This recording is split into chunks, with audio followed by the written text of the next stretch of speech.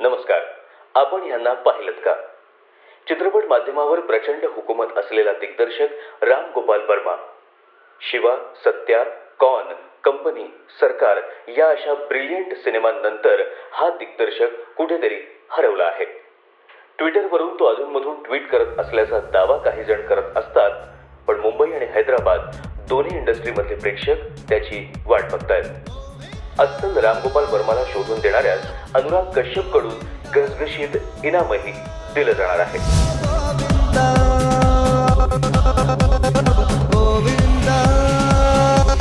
रामू खरंच हरवलाय हो. म्हणजे आता त्याच्यावर शिक्कामोर्तबच झालं.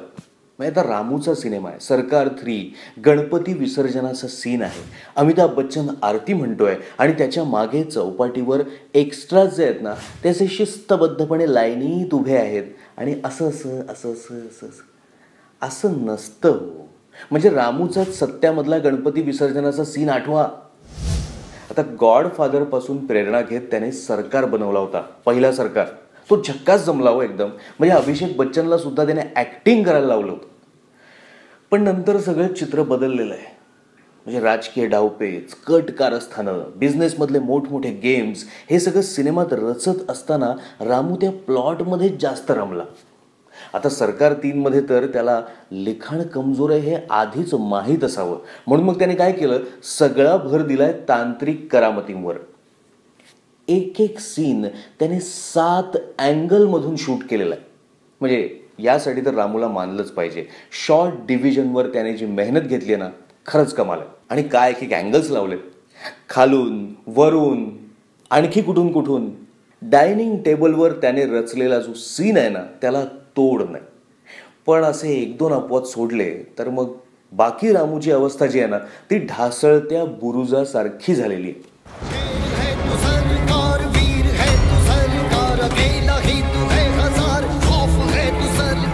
सरकार 3च्या स्टोरीमध्ये तर काहीही दम नाहीये. बरं, मोजके 4-5 संवाद सोडले तर संवादांच्या बाबतीत सुद्धा सगळा मिळमिळीत कारभार आहे. छोट्यातली छोटी व्यक्तिरेखा सुद्धा ठसठशीतपणे उभी करण्याचं जे रामूचं सामर्थ्य होतं ते गेलं कुठे? बरं, सरकार 3 मध्ये ना सरकारच्याच तोंडी म्हणजे अमिताभ बच्चनच्या तोंडी एक मराठी संवाद आहे. मी फक्त तुम्हाला एवढंच सांगतो, घाई करताय तुम्ही, घाई. रामू पण घाई करतोय का? आता अमिताभ बच्चन हा हुकमी एक्का जरी असला तरी सावधगिरीचा उपाय म्हणून रामूने काय केलंय, त्याने तगड्या स्टारकास्टची एक फौज तैनात केली आहे. जॅकी श्रॉफ, मनोज वाजपेयी, रोहिणी हट्टंगडी, रोनित रॉय. पण स्टोरीतच दम नाही ना भाऊ, त्यामुळे या सगळ्या कलाकारांचा दम फुकटच गेला म्हणायचं. सरकार 3 मध्ये होतं काय तर सुभाष नागरेचा संघर्ष आहे तो घरच्या भेदीशी, आणि मग त्याला कोंडीत पकडण्यासाठी त्याचे जे शत्रू आहेत ते या सगळ्या परिस्थितीचा फायदा उचलतात. पण ते जे काही करतात ना ते खूपच हास्यास्पद आहे. बरं, त्यात अमित साध आणि यामी गौतम. नाही, या यामी गौतमने ना पुन्हा एकदा ऍक्टिंग क्लास जॉईन करायची गरज आहे. आणि अमित साधने तर पूर्णच निराशा केली हो.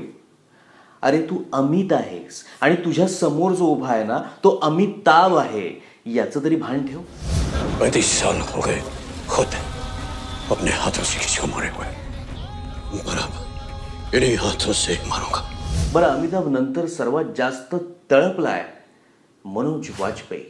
काय सपासप वार केलेत त्याने, आहा, दिलखुश मामला. बरं, जॅकी श्रॉफ आणि त्याची गर्लफ्रेंड यांचे जे काही दुबईतले सीन्स दाखवलेत ना ते विनोदी झालेले आहेत. म्हणजे खरं तर जॅकी श्रॉफ या सिनेमात मुख्य खलनायक आहे, पण या सगळ्या सीन्समुळे त्याचा कॉमेडी ॲक्टर म्हणजे कॉमिक रिलीफ सारखा वापर करून टाकला. एकंदरीत या सरकार 3 मधून हाती काहीच लागत नाही. त्यापेक्षा तुम्ही पहिला सरकार DVD-वर बघा. हां, पण तुम्ही जर सिनेमाचं प्रशिक्षण घेणारे विद्यार्थी असाल तर शॉर्ट डिव्हिजनसाठी तुम्ही हा सरकार 3 पाहिलाच पाहिजे. या सरकार 3ला मी देतोय 2 पॉपकॉर्न. सरकार 3 आणि मेरी प्यारी बिंदू हे दोन्ही सिनेमे या आठवड्यात रिलीज झालेले आहेत. या दोन्ही सिनेमांचे रिव्ह्यूज तुम्ही पॉपकॉर्न पे चर्चावर नक्की बघा आणि तुमचं काय म्हणणं आहे ते सुद्धा आम्हाला कळवा. आमचं हे चॅनल आहे अद्भुत, जे युट्यूबवर हे चॅनल तुम्ही लाईक करा. या चॅनलवर इतरही इंटरव्ह्यूज आहेत ते सुद्धा बघा. रामो सबस्क्राईब करा. अद्भुत.